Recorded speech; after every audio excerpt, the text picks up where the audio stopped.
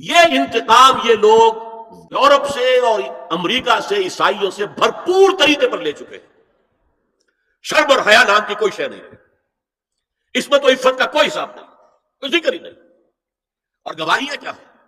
President Clinton نے کہا تھا 2 سال پہلے یا 3 سال پہلے, وہ جو ان کی اینوئل سپیچ ہوتی ہے state of the union address, اس نے کہا تھا ان قریب ہماری قوم کی اکثریت حرامزادوں پر مشتمل ہوگی. یہ حرامزادے کا لفظ میں نے ترجمہ کیا ہے born without any wedlock. ایک تو ہوتا ہے ایک مرد اور عورت کی شادی ہوئی ہے, نکاح ہوا ہے, پھیرے پڑے, کچھ بھی ہوا ہے, لیکن اعلانیہ طور پر وہ اب شوہر اور بیوی کی حیثیت سے ہے, تو ان کی اولاد ہو رہی ہے, جائز اولاد ہے. ایک بغیر شادی کی اولاد ہو رہی ہے تو یہ حرامی ہے, حرامزادے ہے. انہوں نے کہا کہ ہماری قوم کی اکثریت حرامزادوں پر مشتمل ہوگی.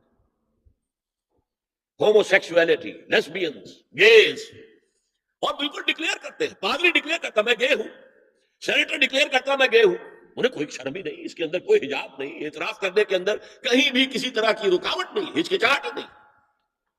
یہ جس کو کہا جائے گا پرمیسو ہیڈونزم, جنسی لذت ہر طریقے سے حاصل کی جا سکتی ہے. زنا بالرضا ہو تو کوئی جرم ہے ہی نہیں. ہاں زنا بالجبر ہو تو جرم ہے, بالرضا ہو کوئی جرم نہیں, جرم ہے ہی نہیں سرے سے. ساری اخلاقی اقدار کو اس طریقے سے انہوں نے ملیا میٹ کر دیا ہے. البتہ ابھی یہ تیسرا معاملہ کچھ عالم اسلام کی حد تک ابھی پورا ان کا پروگرام مکمل نہیں ہو سکا. ہمارے ہاں ابھی کچھ خاندانی نظام کی بنیادیں باقی ہیں, کچھ والدین کا ادب ہے, ان کی عزت ہے, ان کی خدمت کو انسان اپنے لیے سعادت سمجھتا ہے. بیوی اور شوہر کے درمیان محبت, الفت, باہمی اعتماد کی کچھ فضا ہے, خاندانی نظام ہے. اگرچہ تیزی سے بگڑ رہا ہے نظام ہمارا, اور ہمارا ایلیٹ طبقہ اوپر کا جو ہے وہ مغرب کے طرز پر جا چکا ہے, لیکن ہماری مڈل کلاسز میں, لوور کلاسز کے اندر ابھی کچھ اقدار ہیں شرم کی, حیا کی, عصمت کی, عفت کی. آپ پورا زوردار طریقے پر مہم چلا رہے ہیں کہ مسلمان ممالک سے بھی یہ ساری اقدار ختم کر دی جائے. چنانچہ نوٹ کیجئے قرآن مجید میں 2 جگہ پر اللہ تعالیٰ نے اہل مکہ کو وارن کیا تھا.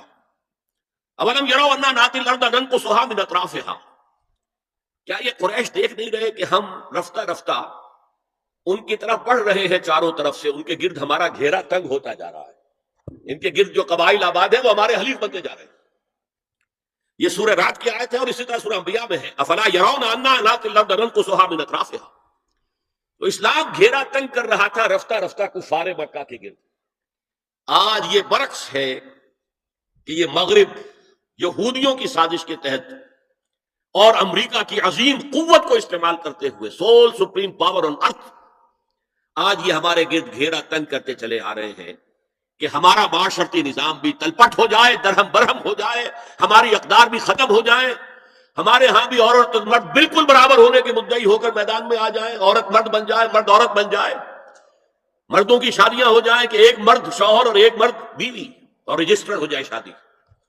لیسبینز کی شادیاں ہو جائیں کہ ایک عورت شوہر, ایک عورت بیوی, اور رجسٹر ہو جائے شادی. یہ سارا کام ناقل ارض ننقصها من اطرافها, اس کی مثال کیا ہے کہ پہلے اس پروگرام کے تحت 1994 میں کانفرنس ہوئی قاہرہ میں. عرب ورلڈ کا وہ مرکز ہے, اس لیے کہ عربوں میں تعلیم کے اعتبار سے, ٹیکنالوجی کے اعتبار سے سب سے آگے مصری ہے.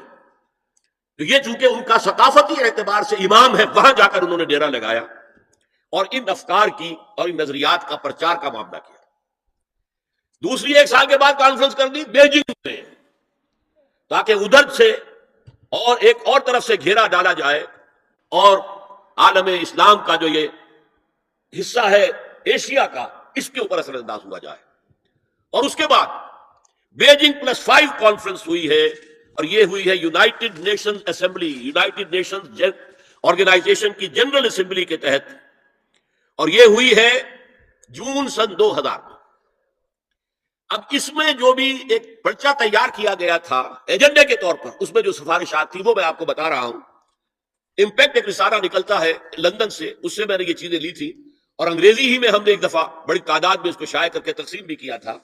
لیکن اس میں صرف آپ کو یہ بتا رہا ہوں کیا فیصلے تھے, کیا کرنا ہے. نام اس کا کیا تھا کانفرنس کا؟ Women 2000, gender equality, development and peace for the 21st century.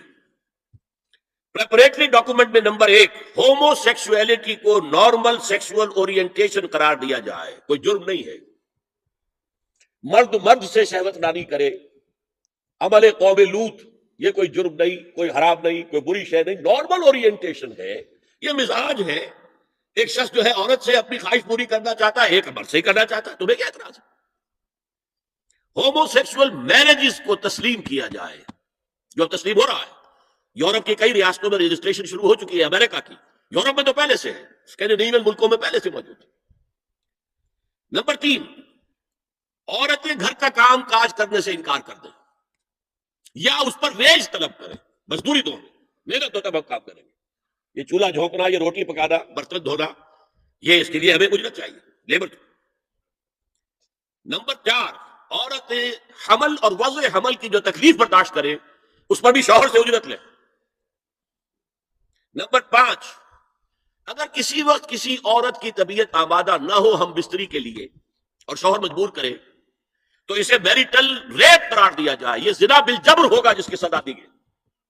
शौहर और बीवी का मामला है, उस बीवी की तबीयत किसी वजह से आमादा नहीं है और शौहर इंसिस्ट कर रहा है, तो यह मैरिटल रेप, शादीशुदा रेप, शादीशुदा लोगों के माबैन जिना बिल जबर शुमार होगा।